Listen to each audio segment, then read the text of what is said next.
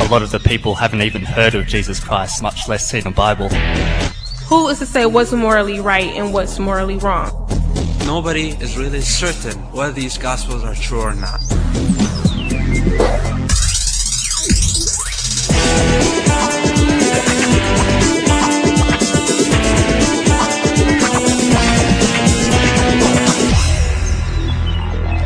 I would like to preface my question by explaining that I myself am an atheist. Is it possible for an atheist to lead and subscribe to a moral, worldly existence? The answer to your question theoretically is absolutely.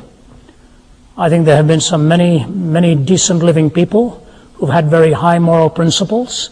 Are you theoretically able to lead a moral life? Of course you are, and I trust there are many such like that. Are you logically able to defend why that life ought to be lived and not any other way? The answer to that is in the negative.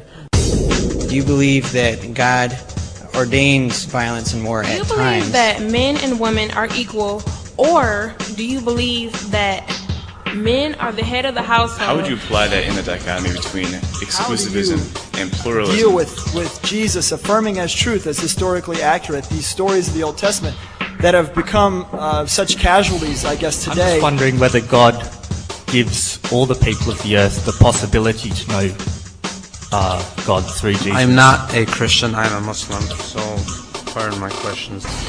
Jesus spoke in a lot of parables, which in my culture, in my world, because I'm Arab, we're accustomed to that. Yes, but sir. parables are too abstract. You can't take that to the bank. Parables are not the law.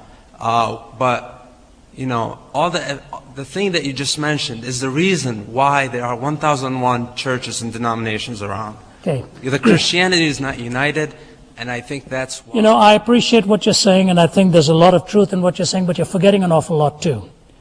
There are scores of Islamic sects as well. Scores of them. The first 3 caliphs were murdered, assassinated. Why? 2 of them were by counter-Muslims. So you've got the Seveners and the Twelvers and the Ismailis and the Ahmadiyyas and the Shiites and the Sunnis and the and on and on and on. So let me finish.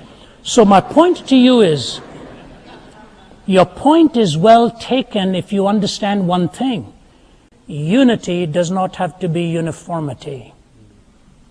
What ultimately defines whether you're a Christian or not is not what denomination you belong to, but whether you know Jesus Christ in your heart as well. And that you can come to know too. But thanks very much, and we'll see you after the meeting here.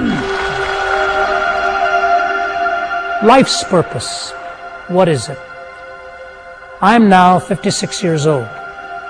I wish so much I were where you are as a university student, because I squandered those years. I wasted the best years of my university life, and I regret it. You've got young, brilliant minds. You're in a great university. You have the privilege of getting the best intellectual stuff you can get. I want you to know, go for it. Do the best you can. Grow intellectually. Grow emotionally. Become a whole man or a whole woman. Complete. And if you can find the wonder of knowing God, you will find out what a marvelous thing it is to live for Him and live in His name. And I just say to you, with the best of minds and the best of heart, it'll all only take second place when you know who's fashioned you and made you for Himself. Learn to worship Him. That will give you meaning in life, and everything spokes out of that.